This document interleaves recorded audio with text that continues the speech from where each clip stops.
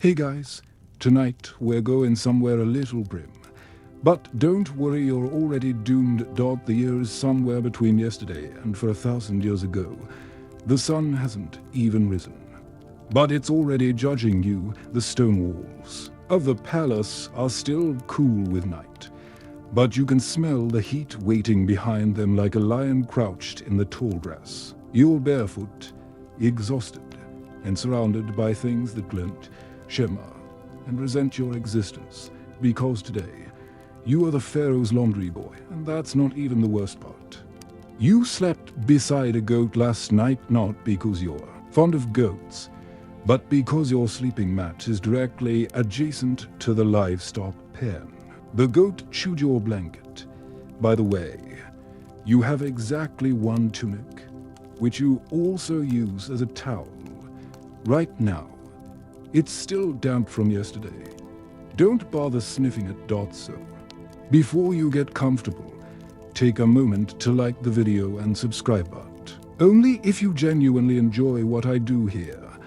And hey, I'd love to know where you're listening from and what time it is there. Drop it in the comments so we can build a little time-traveling laundry circle together. Now, dim the lights, maybe turn on a fan for that soft background hum. And let's ease into tonight's journey together. You wake up to the jolt of cold, hotly smashing beside your head. That's your alarm clock, a jug of rinse water dropped by the kitchen boy who hates you. Or maybe it was an accident. Either way, you're soaked again. Your tunic, that eternal damp rag of shame, clings to your skin with the tenacity of Pharaoh-level failure. Your first task is to collect the linens from the lower servants. These are not the sacred linens, not yet. These are the pre-filthy, pre-sweaty underlayers of the palace staff. Think armpit aprons, kitchen head wraps, and temple towels that have seen more than any towel should. You trudge through the servants' quarters like a sad delivery ghost, balancing a reed basket on your hip, politely nodding to people who outrank you in every way, including socially, hierarchically, and spiritually. The cook gives you a hard stare, as if the stains on his apron are your fault. He's been stewing goat offal since midnight. You can smell it. You can taste it. It's in your nose now, eventually. You gather everything into one big, judgmental pile. Linen doesn't weigh much until it's soaked in human failure. Then it's time for the walk of doom, the slow procession toward the palace laundry yard. An open-air enclosure ringed by sandstone basins and lined with judgmental statues of cat-headed gods who definitely aren't helping by now. The sun is climbing, so is the heat, and so are the smells. Imagine a blend of dried sweat, fermented sandal leather, damp papyrus, and a curious tang of old honey mixed with sadness. That's your office perfume. Your hands go straight into basin number 1, cold. River water fetched before dawn. You didn't fetch it. That's another boy's punishment. But your turn's coming. Always. Today's special is a priest's robe with something blackened and sticky at the hem. You scrub with your favorite tool, the flat piece of pounded pumice wrapped in fish netting. It's less helpful than you'd think. But your supervisor, an older boy with one eye and no humor, insists it's blessed. Maybe by fungus, scrubbing in ancient Egypt is not a delicate art. It's violence with rhythm. You slap the linen, scrub it, twist it, slap again, repeat. Your hands are already raw from yesterday. But that doesn't matter. They'll be rawer tomorrow. You squeeze, wring, and rinse again. Each motion is a small betrayal of your spine. Water splashes back at you. Some of it's not water. Anymore, you don't just as you begin the second pile. A gust of wind picks up, sweeping a loose loincloth into your face. You peel it off like a second. Worse skin. This happens a lot. Laundry is not romantic. Laundry is a slapstick horror show. At least the sun's up now, which means you can look forward to the daily sunburn. ancient Egyptians weren't big on sunscreen, and your hat was stolen last week by a monkey. Not metaphorically, a little monkey. Midway through the morning, you're sent on an errand. You must deliver a stack of folded linens to the temple bathhouse. It sounds like a break. It isn't. The bathhouse is half a mile away, across scorching sand, through crowded alleys, past merchants who heckle you for sport. Your sandals fall apart halfway there. They were made of palm fiber and optimism. Now it's just you and hot stones, and a patch of goat droppings that seems determined to be part of your story. At the bathhouse, the priests barely acknowledge you. One nods, then drops a dripping wet robe on your clean stack. You do not react. That's the rule. Always look grateful. Always. Walking back, you hear something buzz near your face. You swat instinctively. Too late. You've been stung. Possibly by the same bee that visited your ear 2 days ago. By the time you return, the big job has arrived. The Pharaoh's sleeping sheets. No one touches them except designated laundry boys, and now you are one. The linens arrive wrapped in ceremonial cloth, which is then unwrapped like a divine onion. Inside are the Pharaoh's sheets, which smell faintly of oils, heat, and something unsettlingly human. You are told not to comment. You weren't planning to. Each fold must be preserved during washing, each stitch respected, each corner folded precisely as found. If you crease the hem wrong, the senior laundress will make you redo it, with your teeth, if necessary. The cleaning process for royal linens is equal parts devotion and despair. You use natron, an ancient mixture of baking soda, salt, and crushed dreams. It burns your hands. It gets under your nails. It never leaves. As you scrub the sacred fibers, you think of the Pharaoh, sleeping in luxury while you polish his bodily outlines into oblivion. Somewhere nearby, someone is fanning him with a palm frond.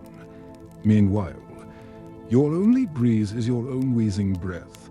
Once, you joke to yourself that Pharaoh dreams of clouds while you dream of mold. But then you realize you haven't actually laughed in days. Just then, your stomach grumbles. Food is still an hour away. It'll be lentils again, possibly with gravel. Remember that damp tunic. It's still damp. It's always damp. Your fingers have turned the color of boiled dates. Not from dye, there is no dye. Just the steady erosion of dignity through natron, null water, and sheer friction. You pull your hands out of the basin and flex them. They crack like old papyrus. One knuckle bleeds slightly. You suck at it. Tastes like salt and regret. The sun is high now, which means it's nearly noon, which means it's your turn to fetch more water, and not from a friendly neighborhood well. No, this water must come straight from the Nile, because apparently only water that is brushed against sacred crocodile tails is pure enough for royal underpants. You collect your buckets, strap them to a creaky shoulder yoke, and begin the long shuffle toward the river. The heat is no longer something you feel, it's something you wear, like a too-tight cloak made of bees. The road to the river is busy. Merchants hawk roasted onions. Children chase one another with reed dolls. Someone's trying to sell blessed sand, which looks suspiciously like regular sand. You hobble past, sweating in places you didn't know could sweat, carrying what amounts to 50 pounds of humid responsibility. At the edge of the Nile, you pause. The water glimmers innocently. But you know better. Crocodiles, you've heard stories. One boy had a foot taken off while trying to collect water at dusk. Another swears a hippo chased him inland. You don't know if it's true, but you also don't want to be famous for feeding the wildlife. So you do what every good laundry boy does. You make noise, loud splashing, clapping, shouting in a voice that hopefully doesn't crack. You fill your first bucket carefully. Then, the second, you hoist them, nearly buckle, and begin the slow return. Every step sloshes, every slosh soaks your already cursed tunic about halfway back. A reed basket vendor blocks your path. You try to squeeze by, but one of your buckets tilts and baptizes a local scribe. Ink, papyrus, his entire day, gone in one splash. You bow repeatedly. He curses in fluent hieroglyphs. Once you're finally back at the laundry yard, your supervisor glares, you're late. Never mind the 80 pounds of sweat and fear you just carried. You're scolded for a dripping water near the royal drapes, dripping from the Nile. In Egypt, unforgivable. Lunch arrives, if you can call it that, a mash of lentils and barley, scooped into a crumbling bowl that may or may not have been used by a chicken earlier. You sit under a scrap of shade and eat slowly, pretending not to notice the sand in your food. It's a little like hummus, if hummus had no taste and a crunch that made your teeth flinch. After lunch, it's time for a ceremonial robe duty. The Pharaoh has dozens of robes, linen, fine, white, impossibly thin, impossibly picky. Each robe is stored in its own wrap, in its own chest, in its own room that smells like incense and expectations. You are not allowed to enter the robe room. You must stand at the threshold, hands folded, while a higher-ranking servant brings them out, one at a time, slowly, like he's revealing a newborn. You are assigned to pre-wash inspection. This is where you hold the linen up to the sun and pretend you know what you're looking for. A mist stain, a tear, a curse from the gods. You squint, mostly hoping to look competent. Meanwhile, your knees ache, your back protests, and the sun has begun to taste like metal. By now, the palace has grown noisy. Musicians are rehearsing for a feast. There are drums, pipes, a man tuning a harp with a level of seriousness that suggests the Pharaoh might smite him for playing a wrong note. You, on the other hand, are wiping bird droppings off a sacred sash. The bird in question, possibly an ibis, still sits nearby, preening smugly. You consider throwing a pebble. Then you remember last week's punishment for sneezing in the linen. Odd. You decide against it. Your next task is drying. In theory, a simple chore. But here, drying is sacred choreography. The linens must be laid on a raised reed rack, not folded, not creased, not overlapped. One robe per service. There's a blessed order to the arrangement, known only to the senior laundress, who communicates, mostly in sighs and finger snaps. A breeze picks up. You pray. A corner lifts. You sprint. Too late. One tunic flaps off the rack like a pale ghost and lands on the palace cat. The cat does not appreciate this. You are scratched. The tunic is soiled. Again. Meanwhile, your phone is dead. But so are your neighbors, because phones haven't been invented and everyone round you looks vaguely undead from heat and overwork. Low bell rings. Bathing hour. This isn't for you. Of course, this is for the priests and nobles, which means their wet towels will soon come your way, smelling of rose oil, frankincense, and shame. You sit briefly, inhaling the strange perfume of royal laundry. You wonder what it's like to be clean and remain clean for more than 10 minutes. You'll never. No. Your tunic, still damp, and now also bloodstained from the cat. A loud voice calls your name well, the nickname they've given you. It roughly translates to that boy with the elbows. Apparently, you've missed a fold. On the Pharaoh's ceremonial wrap, you rush back, heart pounding.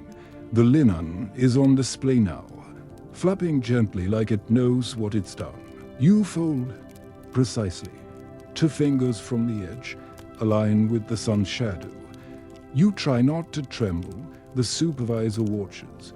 He nods. You exhale, and just as you relax, another gust of wind hits and a tunic flies into the basin again.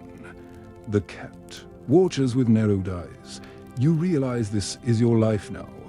Folding, fetching, flinching, a linen loop of mild humiliation and sunburn. Remember that walk to the Nile. You're doing it again tomorrow. By the time the stars appear above the palace, your arms feel like overcooked treats. You've scrubbed, rinsed, wrung, and dried more linen than one's soul should ever touch in a lifetime. And yet, you're not done.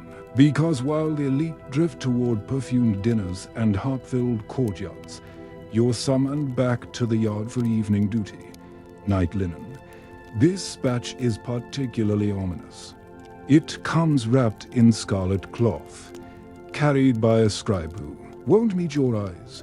He places it in your hands as though transferring a sacred relic or possibly a cursed object. He mumbles, "Be precise," then vanishes.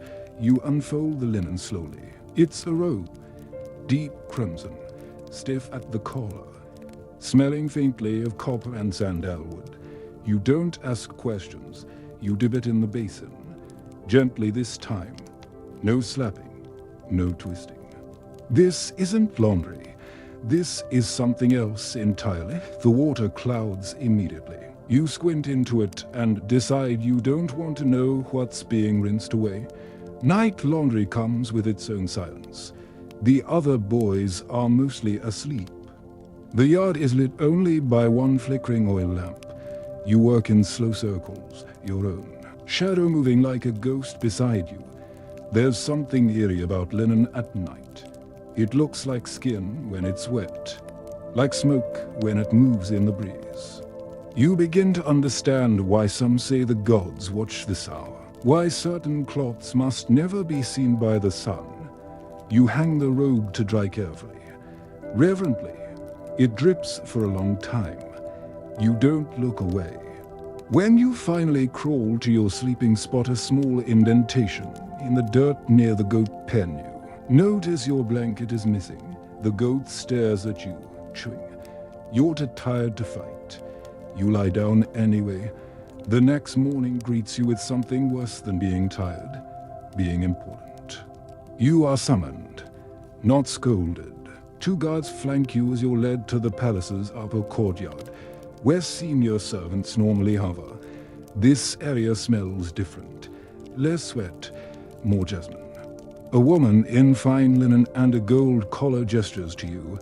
She inspects you like she's choosing a beetle for a ceremonial snack. Then she points to a small pile of extremely delicate garments.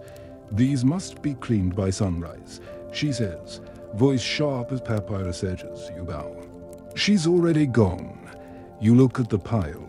It's lace-like linen, semi-transparent, embroidered with symbols you don't recognize. One has a crusted smear across it, brownish red. You decide it's pomegranate juice. You decide that very hard. The basin is too small for this work. So you kneel beside it, washing each piece by hand.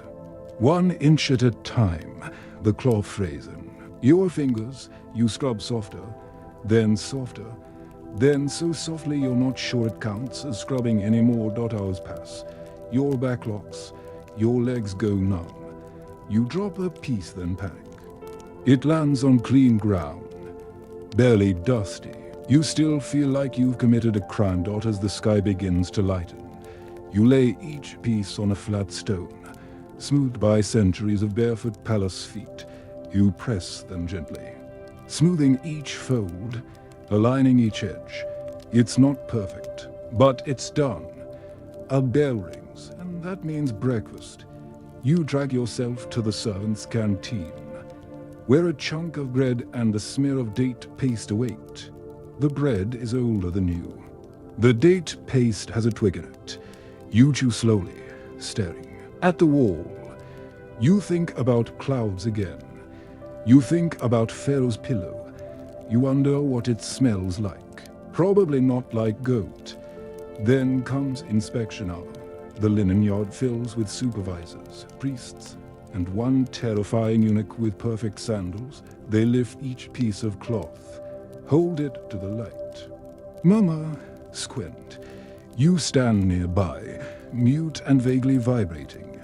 One tunic fails the test. The stain remains, not yours, but your section. The supervisor turns to you. Who scrubbed this? He asks. You start to raise your hand, but the older boy next to you cuts in. He did. There's no way out. You're assigned extra duty. Stables. Washing linens is one thing. Washing saddlecloths and dung-stained wraps is another. You are handed a stiff brush and directed toward the smell. The stables hum with flies and resentment. Horses snort at you. Camels blink slowly, chewing eternally. You get to work. You scrub saddlecloths until your nose forgets other smells. You chase a donkey into a wall. You cry a little when no one's looking. Meanwhile, your tunic, still damp, still scratched, and now it smells like fermented hay. By late afternoon.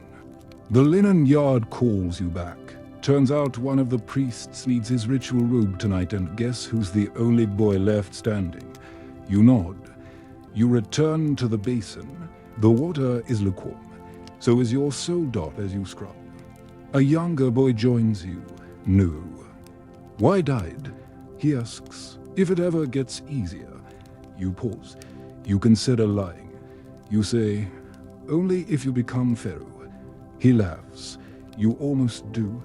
You've developed a sixth sense for stains. Not spiritual ones, the literal kind. A shadow on the hem, the faint rust tint, an oily shimmer on the shoulder fold.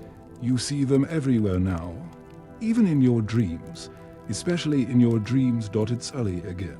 The world is still in shades of dark blue, and the palace murmurs with the low hum of pre-dawn labor. A guard walks by, dragging a prisoner. You don't react. You're too busy folding what might be the Pharaoh's morning tunic, or possibly his sleeping robe, or a sacrificial towel. No one tells you. That's part of the fun. Today's job is special. You're on divine stain duty. These are the linens used in ceremonies, offerings, rituals, processions, and the occasional mysterious anointing. They come with warnings. Do not touch with the left hand. Do not wash under direct sunlight. Do not speak while folding. One even has an instruction that seems translated from a riddle. Clean with reverence, but do not erase the meaning. Cool. No pressure. You begin with a modest piece, then square, folded in layers. It smells like myrrh and something faintly metallic. You use the soft basin filled with flower-scented water, reserved for a sacred cloth only. It's colder than expected. It bites your fingers and makes your knuckles seize up. As you gently dip the fabric, it unfolds like a pale jellyfish. You rotate it slowly, watching for the smear you spotted earlier. There it glistens faintly, right at the center, possibly blood, possibly pomegranate again. You choose to believe the latter. Again, you dab at it with a strip of softened linen soaked in vinegar water. You don't scrub. You pat. You whisper apologies, just in case the gods are listening. A breath of wind stirs the fabric, and for a moment it clings to your face. It's absurdly light, feather thin. You nearly inhale it. You step back, shake it off, and reset. While hanging it to dry, you hear footsteps. A priest approaches, young, solemn, face painted with lines like the Nile Delta. He stops, examines. Your work. You didn't speak during folding. Did you? You freeze. No. You say softly. He nods once, walks away. You exhale like someone who's just survived a crocodile encounter. Your arms are trembling. Later, you're assigned a load of palace napkins. You didn't know they had napkins. But here they are, short, triangular folds of white. Linen, each embroidered with an image, an ankh, a falcon, a lotus. You suspect they're used once and discarded. Like you scrub these quickly, perhaps too quickly. Your rhythm is off. Your mind wanders. You start wondering who dines with Pharaoh, what they eat, whether they spill gravy. And then it happens. You rip one. It's not a big tear, barely an inch, but it's there. You freeze. You look round. No one saw. You fold it, refold it, consider hiding it in your tunic. But your tunic is a liability. Remember how it's still damp? Now it's also stiff. And now it has napkin guilt folded inside. You decide to tell. It's the only choice, right? You report the rip. Your supervisor says nothing, just stares, then points to the punishment stool. You know the one. It's low, wooden, positioned right beside the goat pen. You sit on it, holding the napkin like a confession.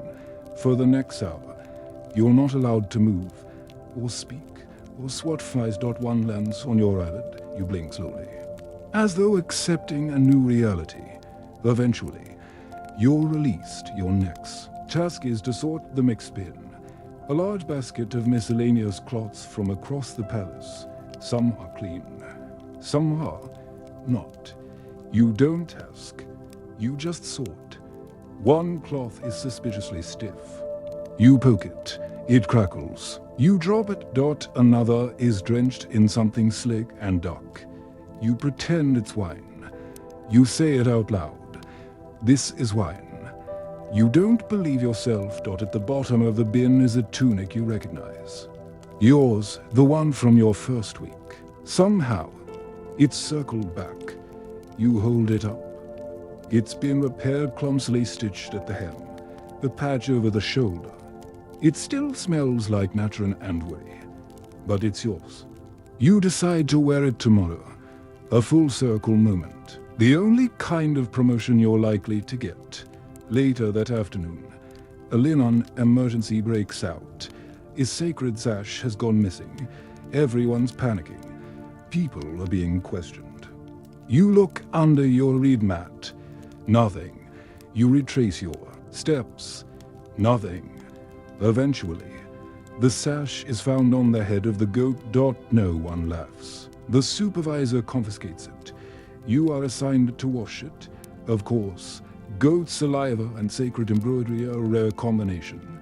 You sigh and get to work. The sun is low now. Shadows stretch long. You're folding the final sheet of the day. Something that might have once been a canopy cover, now reduced to vague stains and thin corners. A breeze returns, the same breeze. The one that lives in the palace yard and exists only to make laundry boys miserable. You pin her. Sheet down with 2 stones. One slips. The cloth lifts like a tired bird. You catch it. Just barely. You think about the palace roof. About sleeping up there. It'd be cooler, quieter, probably breezier too. Then you remember the guard who fell from the roof last summer. He wasn't replaced. The implication is clear. You finish folding. You wash your hands in the rinse basin. Your knuckles are raw. Your nails are rimmed with ancient lint. You stare at them. They don't look like your hands anymore. Remember that. Young boy who asked if it gets easier. He's scrubbing in the far corner now. His hair damp with basin water. His eyes half closed. You raise a hand. He doesn't see you. The palace never truly sleeps, and neither do you. Not really. At most, you borrow sleep in small installments, 10 minutes here, a blink there. Eyes closed while upright until a passing foot nudges your ribs. You wake this. Time to a sound you've learned to dread, the clink of ceremonial sandals on the stone path. That means a messenger. That means laundry. That means someone important sweated into something sacred. Again, this time. It's a set of linen trousers belonging to one of the palace's advisors. They're crusted at the waist and oddly singed. Near the hem. You don't ask what happened. You don't want to know what battles occurred in these pants. You just bow. Accept the bundle and return to your corner. Today, the sun is already sharp by the time you lift your first load. Your tunic feels welded to your back. You haven't felt dry in 3 days. You've stopped trying to get clean. Now you just try to smell less intense. While rinsing the advisor's war-stained trousers, you notice a detail you hadn't before. A stitched mark near the waistband. A symbol part falcon, part spear. It's subtle, meant to blend in. But you've seen something similar on another garment, a priest's robe. 2 weeks ago, you tilt your head. Coincidence or palace intrigue? You don't say anything. Of course, laundry boys aren't supposed to notice things. But still, it lingers. Your next load is even more peculiar.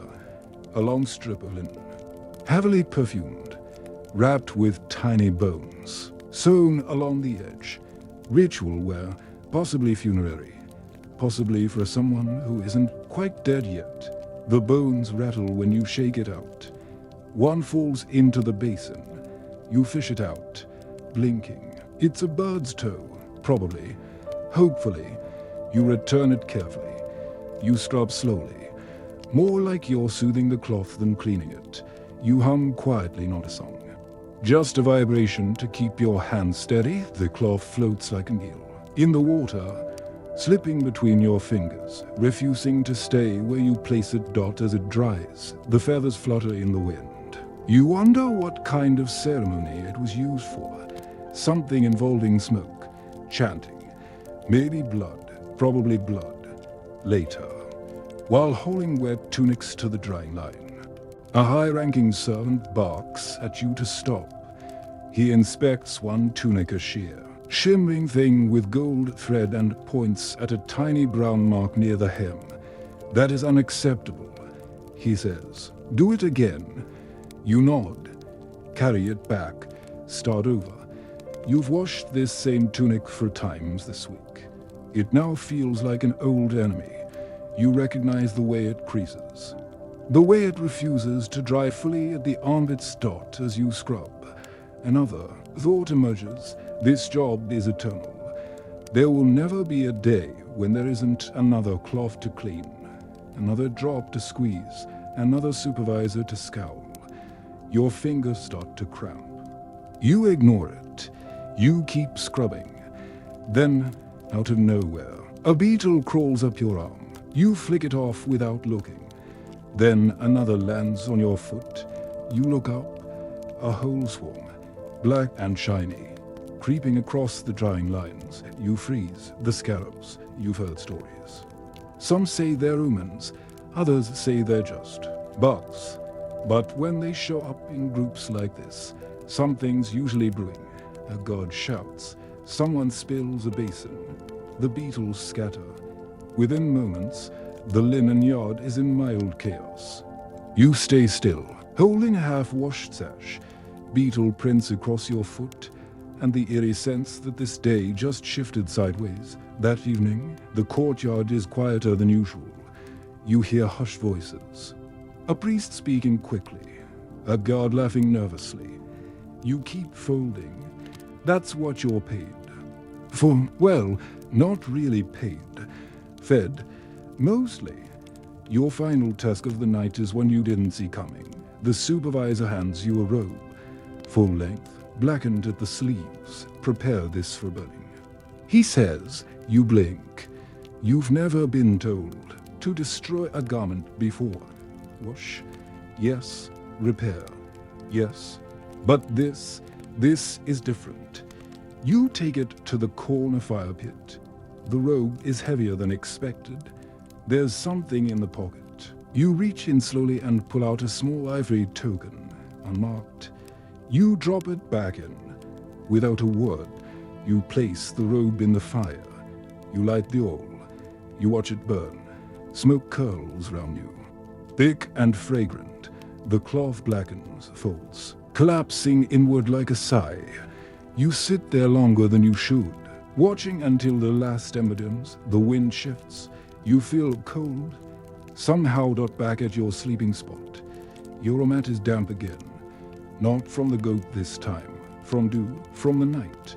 You lie down. You watch the sky. Remember that embroidered sash. The one with the bones. It's still drying. Alone. Its feathers twitch in the breeze. Like it knows something you don't. You don't dream anymore. Or if you do, the dreams are silent. Beige. And vaguely damp. Probably full of tunics floating. In cloudy basins. This morning. You wake not to a sound, but a smell. Not the usual goat and sweat bouquet. This one is sharper. Smokier temple incense. It means today is special. Not for you. Obviously. For the gods. Which means it's about to be especially awful for you. It's festival day. The festival of reeds. Or joy of the river. Or something with purification in the name. No one ever tells you what exactly is being celebrated. Only that everything must be cleaner than clean. Linen must shine. The gods are watching. Possibly judging. You're summoned to the temple annex before sunrise. It's a long walk. Barefoot. Because your sandals snapped again last night. You're developing calluses on your calluses. The annex is humming with ritual prep. Priests walk past you wearing elaborate robes you're sure you'll be scrubbing. By nightfall, a boy you vaguely recognize is trying to glue feathers to a headpiece using a mixture of honey and crushed dates. You give him a nod of solidarity. You're handed your assignment. 46 ceremonial headcloths used during the dancing procession. They must be washed, dried, folded, and laid out in perfect symmetry before the high priest chants the sunrise blessing. There are 2 basins. There is one of you. You begin. The first headcloth is stiff, crusted with dried sweat and what looks like wine or possibly animal blood. You hope wine. You always hope wine. As you scrub. The tempo of the morning builds round you. Dancers begin. Their warm-ups nearby leaping, twirling, flinging bits of cloth that they'll definitely expect cleaned tomorrow. Drummers start tuning. A man walks by carrying 3 live geese. You make eye contact with one. It feels like a Numen, a priest. Drops off an emergency load, a set of 7 linen ankle wraps that someone accidentally blessed with fish oil. You don't ask. You just make space around midday. Your arms are trembling. You've washed 28 headcloths. You've stabbed your finger on hidden brooch pin. You've stepped in what you hope is ceremonial mud. Someone brings you a cup of cool water. For a moment, you're so grateful you almost weep. Then you realize the cup smells faintly like turnips. You drink it anyway. A woman drops off the final 18 headcloths with an air of theatrical panic. These must be dry in 30 minutes. She gasps. You nod. Your soul exiting your body for a brief walk. The wind picks up again, your eternal frenemy. You spread the last of the cloths across a reed lattice and weigh them with stones. The sun does most of the work now. You just watch, squinting. Half conscious, praying no bird flies overhead. By late afternoon, the temple erupts in music and color. The procession begins. You're not invited to watch, but you hear it. Flutes, stomping, chanting, a loud splash. Someone definitely fell in the purification basin. You sneak a glance from behind a pillar. The headcloths flutter perfectly atop the dancers. For a fleeting moment, you feel a glimmer of pride. Then someone vomits on one of the altar drapes. You're handed the drape. The priest's assistant is apologizing profusely while trying not to breathe through his nose. You carry it away like a condemned relic, into the back courtyard, into your special basin, the one no one else wants to use. You begin again. As night falls, the final ritual closes. You are told to gather every garment used in the celebration, all of them. You wonder, how much linen exists in this city? Probably more than water. Probably more than stars. You fill for baskets. You balance one on your shoulder, one on your head. You look like a tragic statue. Back at the palace, you start sorting. Someone has dropped a goblet inside one of the wraps. You stub your toe on it. You swear, quietly, respectfully. Dinner is stale bread. You dip it in rinse water. It helps, sort of. You sit beside a boy who smells worse than you, which is rare. He nods at your pile of robes and says, "Festival laundry is like getting hugged by the gods with sweaty arms." You nod back, profound, accurate. As you fold the last item, an embroidered tunic with mysterious symbols along the collar, you notice an oath sewn into the hem, tiny script, illegible. You consider removing it. You don't. It's not your job. Remember the bird bone sash from 2 nights ago? It reappears, this time draped over a new bundle. Still smells faintly of myrrh, still seems where you lie, down near your usual spot. Your mat is missing, the goat's asleep on it. You lie next to the goat. The stars above seem blurry. Or maybe your eyes are just tired. The music has stopped. The palace is quiet, but your hands are still moving in your sleep, still folding, still scrubbing, still searching for a stain that never comes out. Your body has entered a strange rhythm. The kind where pain no longer registers as news. Your hands hurt, but they always hurt. Your back aches, but that's the baseline. What you notice now are the small surprises, the nucleus forming at the base of your thumb. The way your knees creak more in the mornings, the occasional sensation that your bones are quietly sighing. Today, the day begins with a chase. One of the linen wraps an especially long, pale, and infuriatingly light piece catches the breeze and makes a break for it across the courtyard. You see it go, flapping, like a smug jellyfish. You drop everything, sprint barefoot over hot stone, dodge a cart full of fish, lunge and land directly in a fresh puddle of camel dung. The wrap flutters into the arms of a priest's assistant. He frowns, holds it out between 2 fingers like it might curse him. You take it back with equal grace, say thank you, and vow eternal revenge on wind. Back at your basin. Your reward for this indignity is another task, spot cleaning the garments of palace entertainers. This is a new kind of laundry. Bright colors, gold thread trim, beaded hems, also hidden stains, glittery patches that crunch ominously, and a general air of spilled wine and questionable decisions. You tackle a yellow tunic first. It smells like onions and jasmine. That's not a combination you want to revisit. There's a tear at the armpit, which someone tried to repair with a fishbone. You remove it carefully. The bone breaks in your fingers, symbolic. Midway through, one of the entertainers arrives to complain. He gestures at a costume that's too stiff now. He wants it fluier. You smile, bow, and pretend to understand. After he leaves, you rinse the whole thing in rose water and shake it like a rug.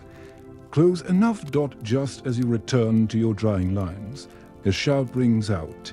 A high-ranking noble is missing a sash. Not just any sash, his lucky sash, the one with the embroidered crocodiles, the one that always brings victory at board games. You check your area. You haven't seen it. You definitely haven't washed it. Then you see it half draped over the goat. Again, you extract it. It's crumpled, slightly chewed. Smells faintly of yesterday's lentils. You do what you can, rinse. A gentle scrub, a silent prayer. You dry it over a hot tile and hope no one notices the teeth marks. Later, while folding the entertainers' costumes, you discover a pouch sewn into one of the sashes. You peek inside. It holds 3 seeds, a rolled beetle wing, and something that might be a tooth. You don't ask. You tie it shut. You put it back. Just then, a new supervisor arrives. Not the usual grumbly one with the limp. This one is tall, precise, with a gold ring on every finger. He carries a list. He doesn't speak. He points. You nod. You're given a scroll with your new task. Pre-dawn robe inspection for the temple singers, 40. Robes must be pressed flat, sent neutral, and laid out in vocal order. You don't ask how to determine vocal order. You just guess based on stain placement and hope for the best.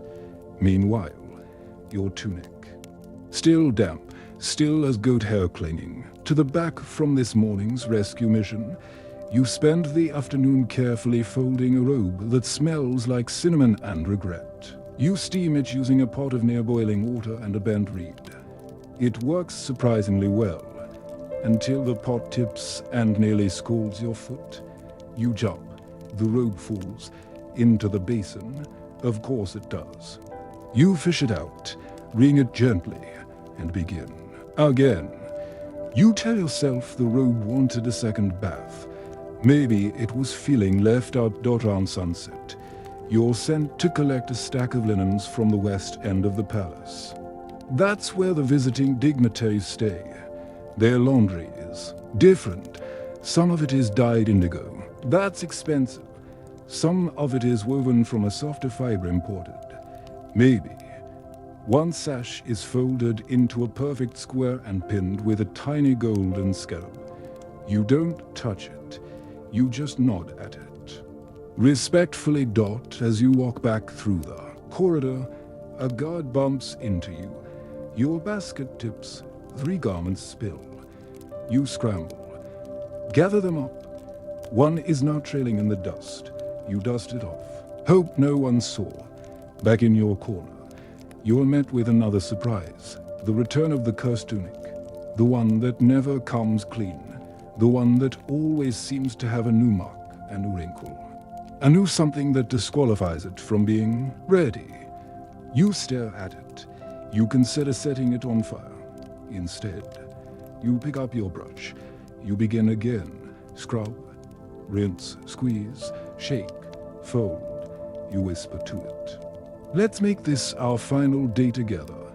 It glares back in linen silence. Night. Falls. You've washed 32 items, folded 27, burned your wrist, stubbed your toe, saved a sash. Remember that entertainer's costume. It dries with a shimmer. The feathers rustle like they remember applause. You lie down beside your mat, which has now been claimed by both goat and a particularly large spider. You settle for the ground.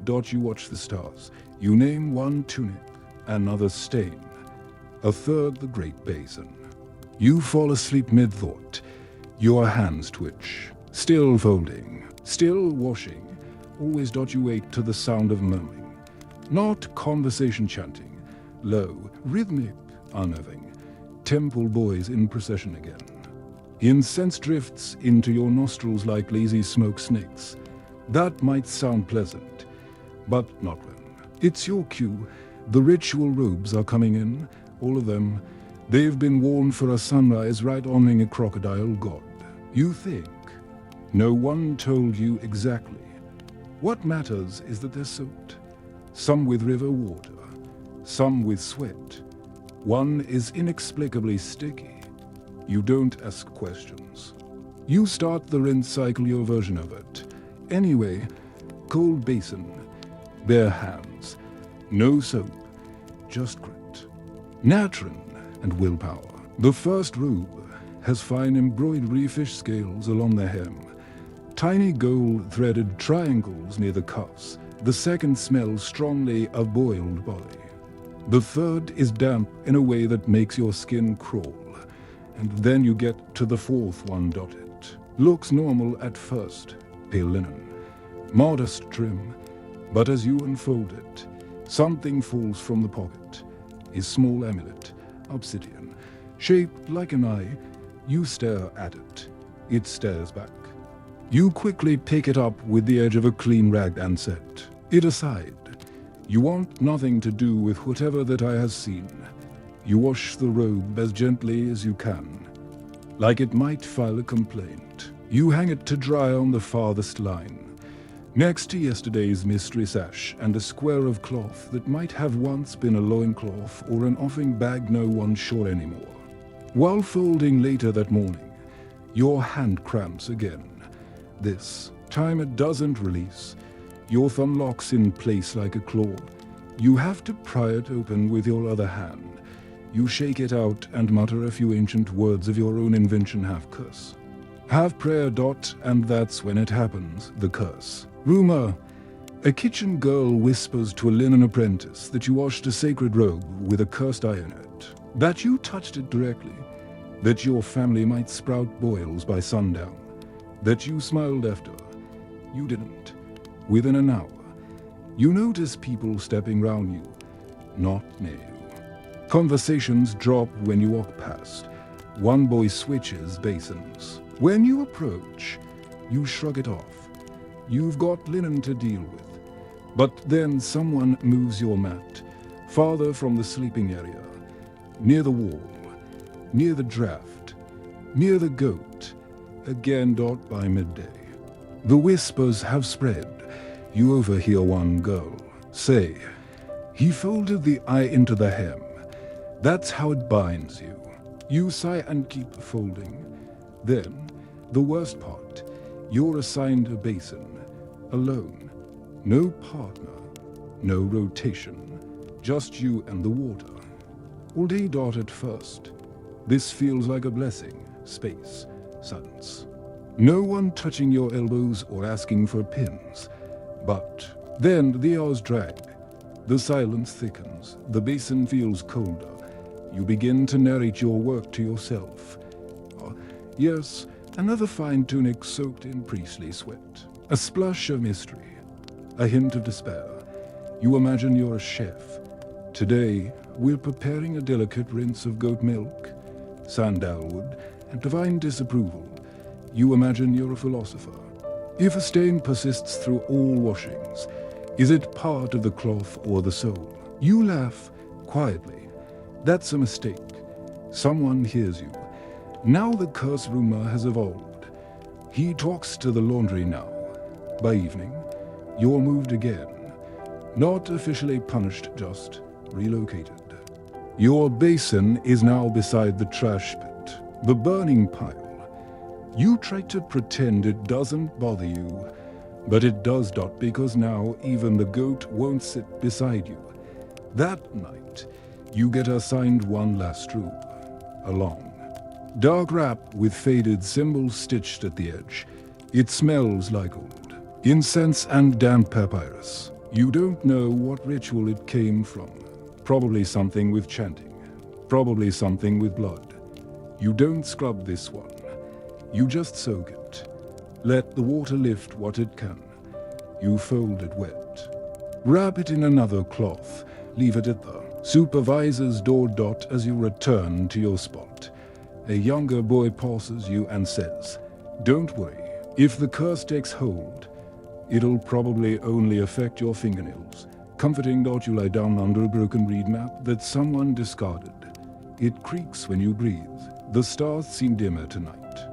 Remember the amulet. It's gone. No one saw who took it. But you notice that same priest's robe hasn't returned. You close your eyes. One hand twitches, still folding. The other curls protectively round your damp tunic. Your only companion. The night is quiet, but not soft. And in the distance, you hear chanting again. You don't wake up so much as return out of a shallow half-sleep filled with linen ghosts and whispering basins. The morning light isn't golden today. It's sharp, mean. You squint, then sit up. Joints clicking like old wooden joints in a too-tight sarcophagus. There's a new tension in the not just the usual palace stress today. It's political. Word is a high-ranking noble has fallen out of favor. Not publicly, not officially, but his garments are being reviewed. That's never a good sign. And guess who gets to wash them all? You do. You and a select team of two others who also have the distinct misfortune of being available.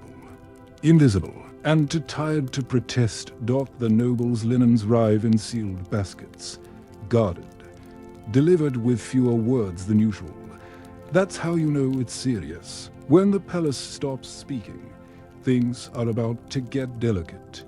Your instructions: wash everything. Return nothing yet. Everything must be examined. Quietly, carefully. You open the first basket. Dozens of robes, most finely embroidered, some with hidden pockets. You find a sash with an inner lining stitched in gold thread. The pattern forms something like a message, except it's in a cipher. One you absolutely don't recognize. Your partner notices, too, says nothing, just raises an eyebrow. You both keep working. One tunic arrives with what looks like a wine stain. But under the water, it blooms in a deep rust. You know wine when you smell it. This is not wine. You rinse it again and again. Then hang it in a corner. You're not told to destroy it. But you decide it doesn't belong among the others. Later, a minor priest arrives. He looks sweaty, nervous, not a priest of importance, just one of the runners. He checks the laundry quietly. Says he's taking inventory for the records. He picks up the ciphered sash, frowns, and sets it down carefully. Like it might explode. You keep your face blank. That's the trick. As he leaves, he mumbles something under his breath. They're all being watched. You blink. You nod. You keep folding. Your basin today feels colder than usual.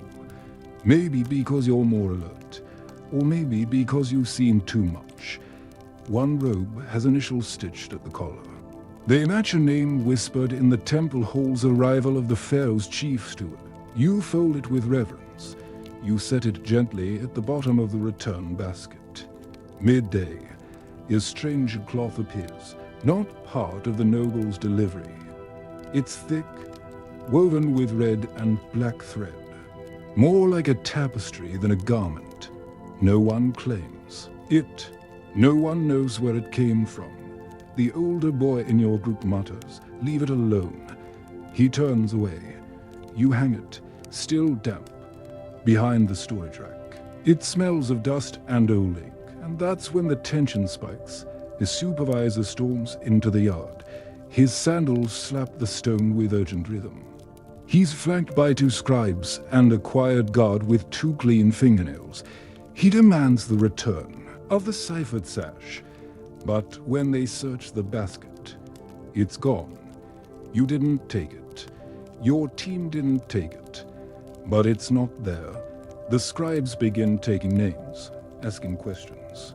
The supervisor stares at you a beat too long. You try to look forgettable. It works. Barely. An hour later, you're reassigned again. You're sent to wash the linens from the steward's quarters. You notice something right away. The steward's linens have few stains. The threads are finer. The folds are precise even. After use, and yet there's something eerie in their uniformity. Nothing stands out. Nothing feels real. It's all too clean. Which, in palace terms, is suspicious. You find a loose thread. You tug it gently. Inside the hem, a scrap of papyrus. Wet, blank. You let it drift away in the rinse water. You never saw it. Meanwhile, the basin begins to fill with cloudy water. Your hands go numb from the cold. You scrub silently, listening to the distant hum of temple chants and the occasional slap of sandals against sandstone. Then you hear it faint, but clear. Someone sobbing. You look up. No one is nearby. You keep working. Late afternoon. The political laundry is complete. You're told to leave it outside the archive chamber. You stack it neatly. Press each fold, align each robe. You do not look back. That night, in the laundry yard, The boy who warned you about the cursed robe speaks again. He leans close and whispers, "They're laundering more than cloth now." You stare at your hands, at your cracked knuckles, at the natron burns along your wrists. You nod. Later, a guard passes by. He doesn't make eye contact, but he drops a note, a folded scrap of linen with a single word stitched in thread. "Watch." You burn it in the refuse pit. The fire catches fast. Too fast. The flames flicker higher than usual. You step back. You feel a sudden gust of wind rush across the yard. You hear the goats sneeze. You lie down in your new sleeping spot. It's a little farther from the others now. Just in case, the stars feel quieter. You close your eyes. Remember the robe with the rust-colored stain. It's missing. Now. No one asks. You wake with the strange sensation that your name has changed overnight, not literally, but socially. People still say your name, but they say it less, and when they do, it's like they're testing it, as if it might backfire, or summon something. Even the goat avoids eye contact today. Your morning task is to assist with the royal astrologers. Laundry.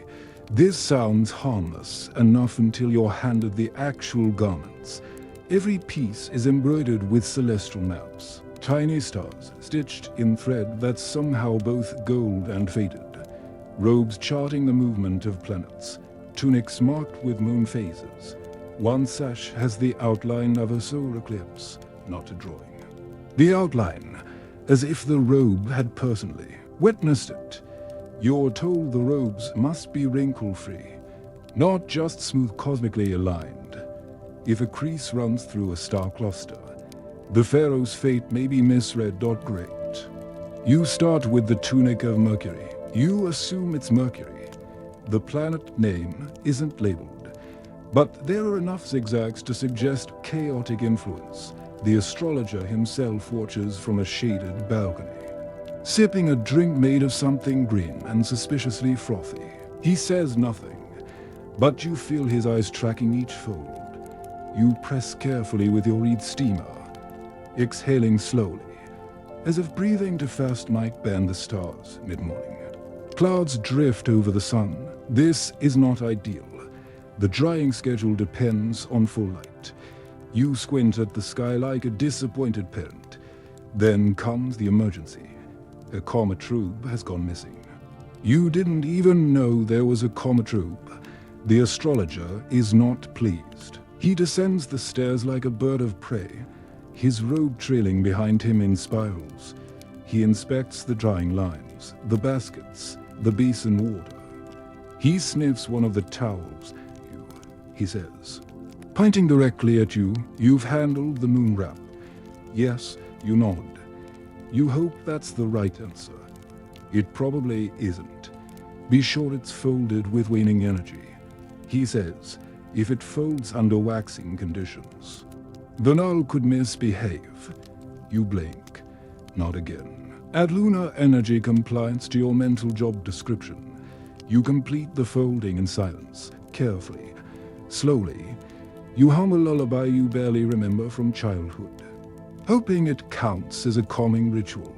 Later, you're asked to scrub a pair of sandals that once belonged to a visiting scribe who supposedly studied under the priesthood of Thoth. The sandals smell like ink and deep time. You clean them anyway, because why not? At this point, you've scrubbed stranger things. Then, while rinsing a ceremonial girdle embroidered with tiny sun rays, a boy drops a basin nearby. The splash arcs up and hits your freshly folded moon wrap. You stare at it. So does he? No one moves. You gently unfold the cloth, rinse it again, dry it on your own back like a living clothesline. The astrologer does not notice, or maybe he does. Maybe you've just changed your destiny by one humid, stubborn degree. Afternoon rolls in hot and heavy. The sky clears, but the wind returns, the same wind. The one that only shows up to ruin your efforts. One robe flips. You catch it, Dot, another twists. You pin it. A third lifts gently, then drapes itself over your head like a silent scolding. You breathe slowly. Count backwards. Tell yourself stars don't hold grudges, but robes absolutely do. Later, a boy whispers that the comet robe was found, folded inside out, at the bottom of a basket no one claims to have touched. The stars are safe for now. You're reassigned again, this time to assist with the linen library, a place you didn't know existed. It turns out certain ceremonial cloths are archived, not reused, not repurposed, just stored, labeled, tied with reeds, placed in shelves deeper than a granary. Some of the bundles are older than the oldest priest. One smells of frankincense and thunder. Your job is to dust them. You work in silence. The linen stacks surround you like scrolls. Some are patterned, some are plain, some are faintly humming. You reach the far wall and find a bundle sealed with red wax. No name, no symbol. Just a tight, each knot. You don't touch it. Instead, you dust round it carefully. Remember the note that said watch. You don't need another. Evening arrives too slowly. You emerge from the linen library blinking, disoriented. The outside world feels too bright, too loud. You head back to the yard. Your hands ache. Your wrists burn. You wash one final tunic before sleep. A simple one, modest. No curses, no cosmic significance. Just sweat, dust, a rip at the collar. You mend it, fold it, lay it on the stack. You lie down beside your mat, which has now been peed on. Not by the goat. You are not sure by what. The stars seem rearranged. You don't mind. At least they're clean. Morning doesn't arrive so much as leak into your bones. You open your eyes to the sound of linen flapping and sandals clapping and someone already shouting about a missing basin. Today is a temple feast day, which, in theory, sounds festive. In practice, it means the linen count triples everything. Ceremonial, everything sacred, everything soaked. It's not just a laundry day, it's a linen apocalypse. Before you fully opened both eyes, you're handed a robe with something unidentifiable on it. You sniff, mistake.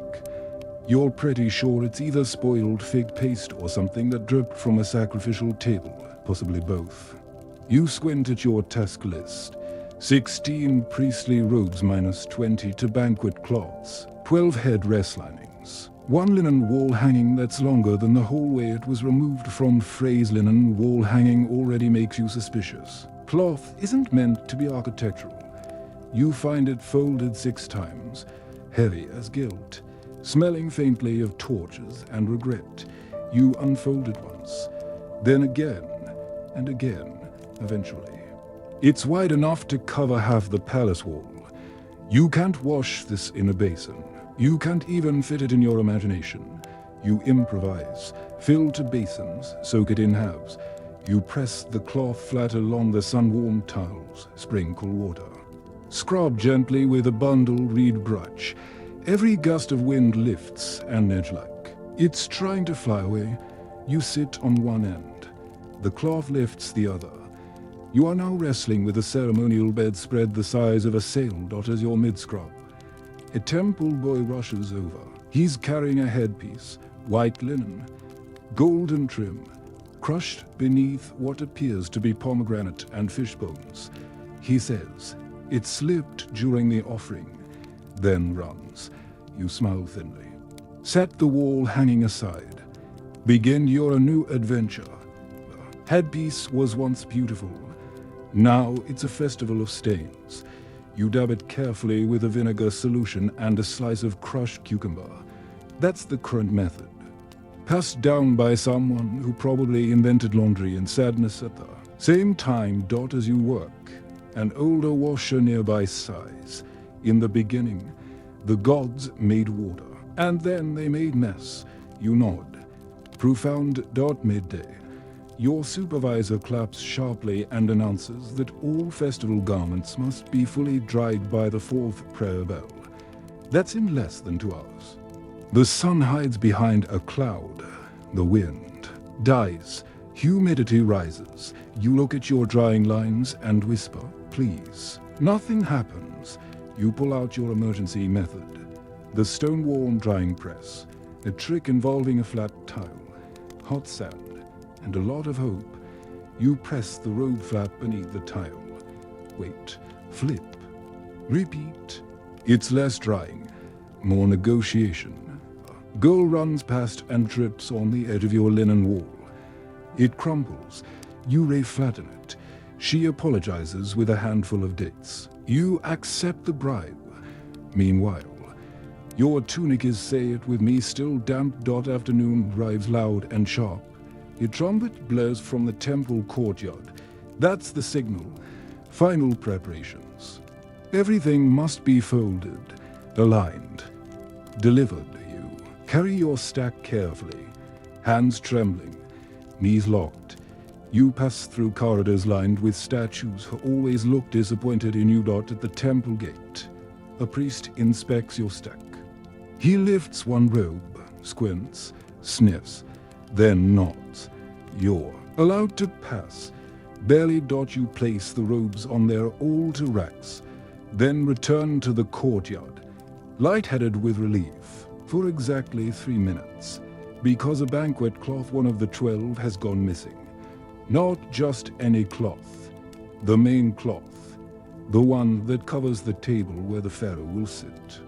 You are now part of the emergency search team. You check all.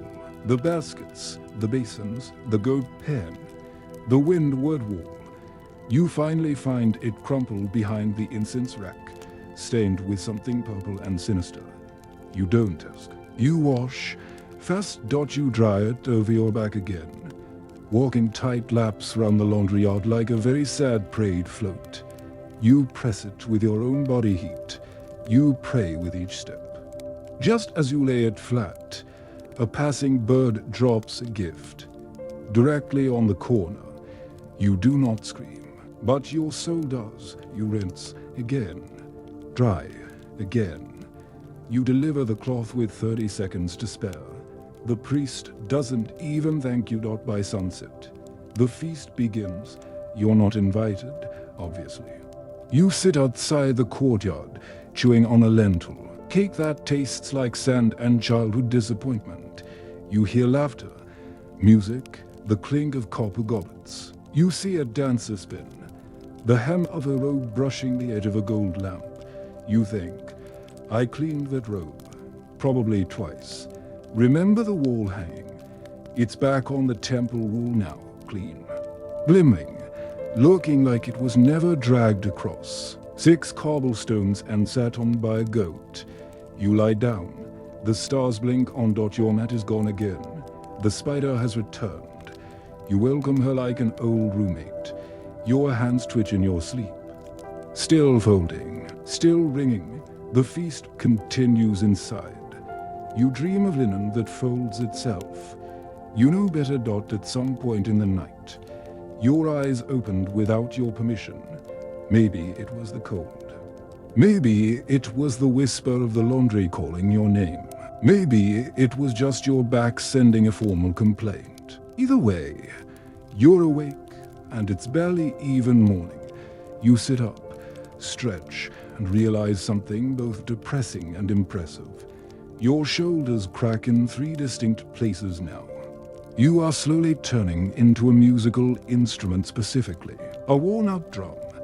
You're summoned before the sun rises, not by name, just by the distinctive whistle the supervisor uses when no one else wants the job. It's time for storage rotation. This, you learn quickly, is a euphemism for dig through decades of old linen, rewash anything moldy, refold everything else, and pray nothing bites you. The linen storage chamber is more crypt than closet. It smells like dust, history, and damp secrets. You're handed a lamp, a list, and a junior assistant named Teppy who blinks too much and hums through his nose. The first pile is ceremonial.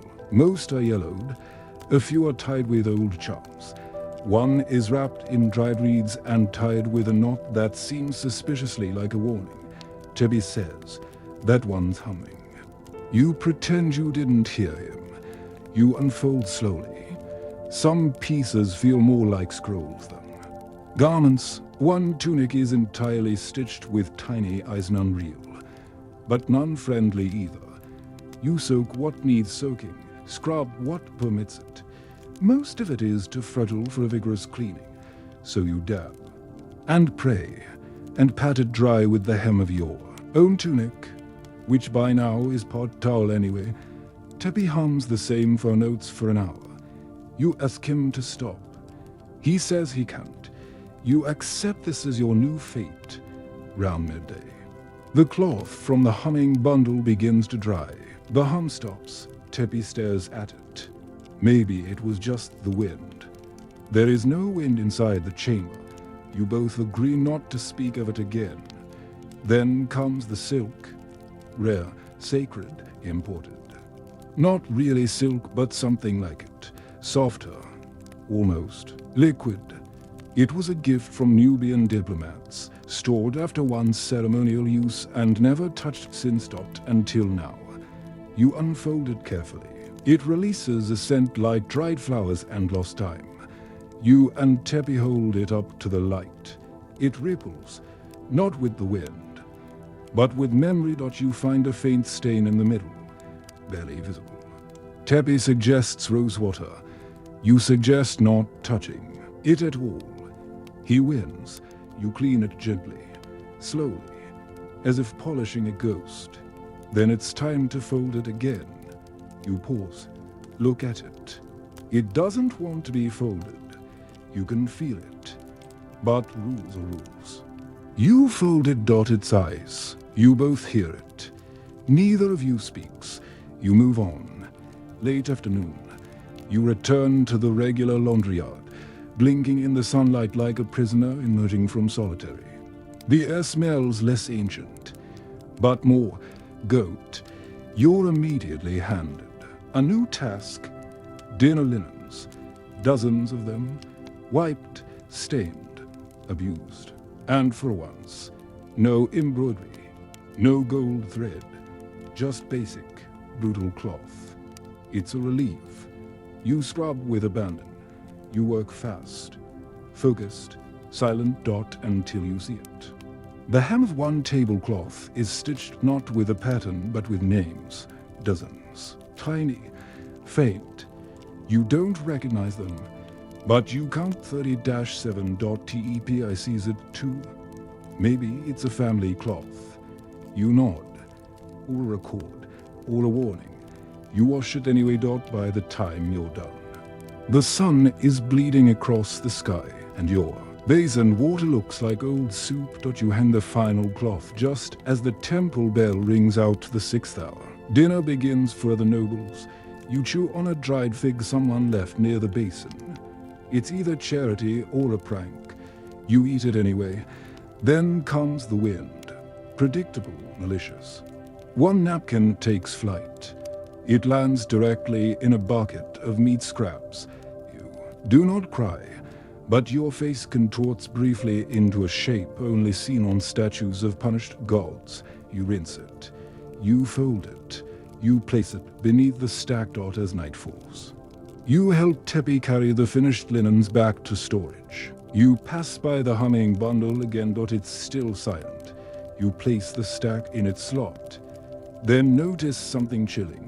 The silk cloth the Nubian gift is missing. You check 3 shelves. Nothing. Teppy shrugs. Maybe someone moved it. Maybe. Or maybe it's folding itself somewhere else. You don't ask. You step outside. The sky is clear. The stars don't blink tonight, they stare. You lie down near the wall. Too tired to move the goat. Too afraid to open the storage room again. Your hands curl round nothing, but they twitch, as always, still folding, still rinsing, still hoping the silt doesn't come back. Your eyes open to the unmistakable sound of panic. Not the dramatic kind, no one screaming or flailing. This is the professional, practiced panic of experienced palace staff. A rhythm of urgency you can hear in footsteps. The sharp slap of linen being unfolded to fast the metallic. Clink of ceremonial jewelry hitting the floor. Something's wrong. You're up before your supervisor calls for you. No one's talking. Exactly. But they're moving quickly. Eyes darting, hands fluttering, and baskets getting carried faster than usual. You catch a phrase in passing. The Pharaoh's rash, not plague. Not wound. Rash, the kind of word that shouldn't feel heavy.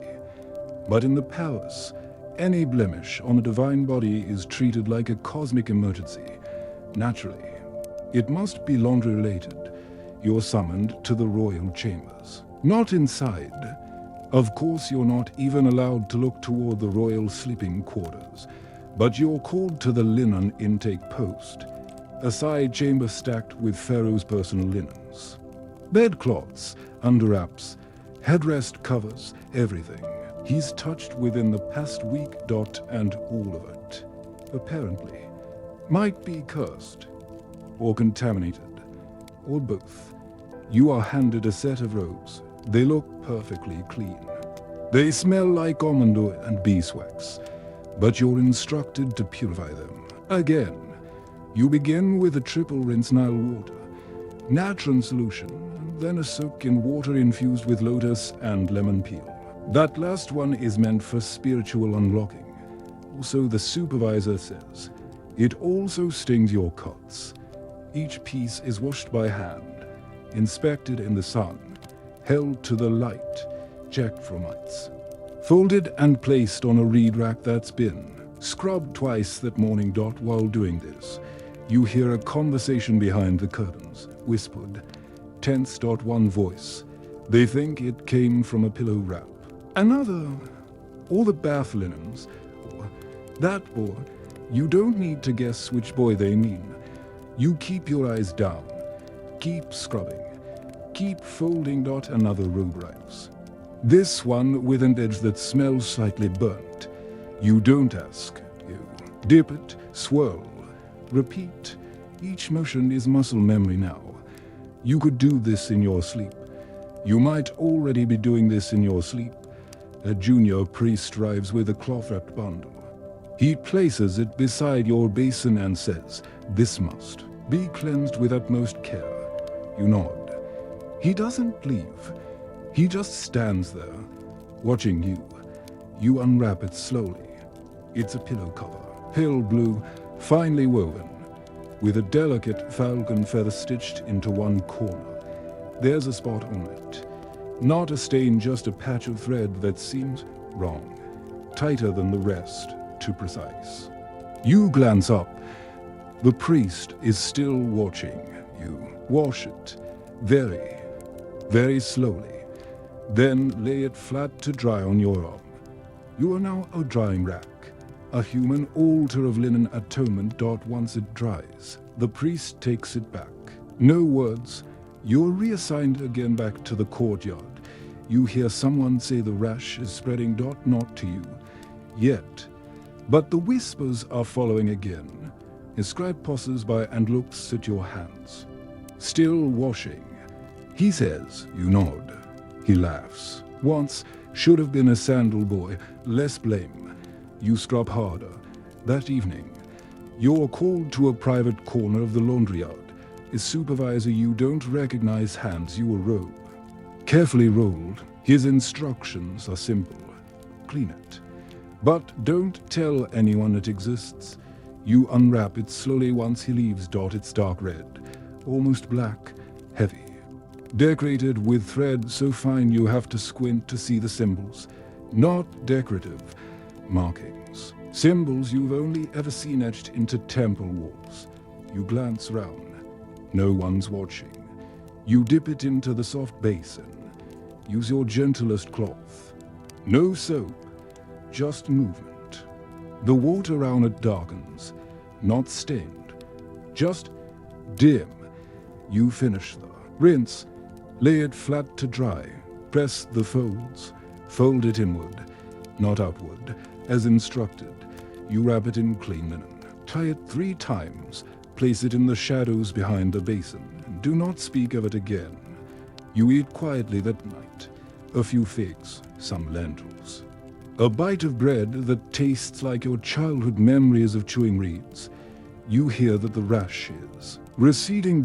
No one says thank you. But your task the next morning is lighter. Fewer baskets, fewer side dyes. Your mat is still damp. The goat is still smug. You lie down anyway. Above you, stars blink back into view. You think of that red robe, of the spot on the pillowcase, of your own hands, always moving, always soaked. You wonder if the Pharaoh dreams of stars, who washes the sky. You close your eyes, your fingers twitch, still folding, still ringing, still waiting for another stain to arrive. The morning feels heavy. Not physically, you're used to that kind of exhaustion by now. No, this weight is stranger, denser, like something looming just outside your line of sight. Your first clue is how quiet the yard is, normally.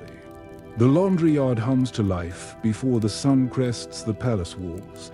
Footsteps, clattering basins, soft complaints, someone already misplacing a drying cloth. But today, the basin water is still. The birds aren't even loud.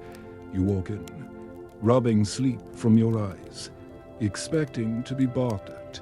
Instead, a senior laundress meets your gaze and says nothing.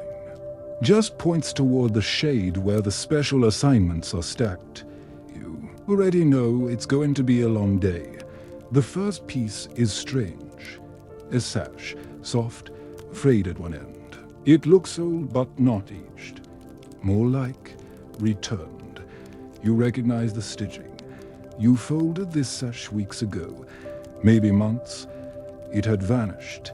Everyone assumed it was lost to the temple fires, or repurposed, or claimed by a priest with sticky fingers. But here it is again, and it smells faintly of blood. You don't react, just start the rinse. You're halfway through your gentle scrub when a temple boy arrives with a stack of folded cloths and a look of complete confusion. "These are all wrong," he says. "They're from 5 different rituals." He dumps them beside you. It's chaos in linen form. Each piece demands a different process called rinse only, sacred touch only, no folding allowed. Or worst of all, sun-dry on the 7th hour or face divine imbalance. You begin to sort, carefully. A small pile for a vinegar wash, one for flour water, one for uncertain origin. That one's growing. And then someone screams. Far off, near the archive chambers. You can't see who, but you feel it ripple through the yard. People freeze. The basins ripple as if reacting to the sound. A moment later, a supervisor runs by, then a guard, then silence again. No one explains. You keep washing. Midday arrives, thick with heat and tension. You've been reassigned to the repair line mending. Torn ritual garments with reed thread and fingertips already frayed. One wrap arrives with a gash that looks more like a tear from claws than from use. Another has writing stitched along the edge in a script you don't recognize. You mend. Quietly, slowly. One stitch for every unanswered question. Then you're summoned again. This time, not to wash. Not to fold. To burn. A new pile of rejected cloths has been deemed uncleanable, spiritually unfit. You are tasked with disposal. The refuse pit is ready. But a priest is watching, not overseeing. Watching, not your hands, your face. You begin with a robe yellowed, stiff at the hem, stained, with something that smells like copper and oil. You place it on the embers. It curls, folds in on itself. The smoke rises first, then strangely flat, like it doesn't want to leave. You burn 6 more, The priest nods once, leaves. You wonder if the garments were cursed, or if they were burned simply because someone important was uncomfortable with what they remembered. When you return, your mat is gone again. Not moved, gone. You find it later, folded into a ceremonial shape, placed near the basin. As if you had been declared laundry yourself. You unroll it. It's damp. It always is. You lie down anyway. That night, the stars are blurry. Your eyes can't hold them. You dream of folds, not cloth, but space, time. Whole years creased into corners and hung up to dry. You wake to find your hands clasped in sleep, fingers curled like they're still holding something, still folding, still waiting, still afraid of whatever screamed this morning. The morning arrives like the others, dry, dusty, a little suspicious, but something is different now. Not in the sky, not in the air you knew. Your joints feel slow, not stiff slow. Like they've accepted that movement is optional. Your eyes open reluctantly. You are not surprised to find a new pile of linen at your feet, waiting before you even sit up, delivered in the night, placed there by a silent hand. It doesn't matter anymore. Of course it's there. Today's laundry isn't special in appearance. There are no golden threads, no sacred symbols, no mysterious scents, but each piece feels worn, not just from use, from time. These are not royal garments. These are not priestly vestments. They are garments of the laundry boys. You recognize a tunic you used to wear long ago, before the dye faded. Another boy's sash, a girl's apron, one who was reassigned to the kitchens months ago. A reed belt belonging to someone who simply stopped showing up one morning.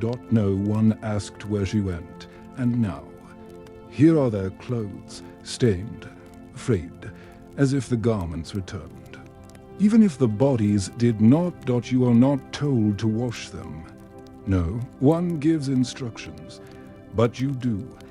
You soak them gently, as though they might bruise. You smooth each fold as though someone's still wearing them.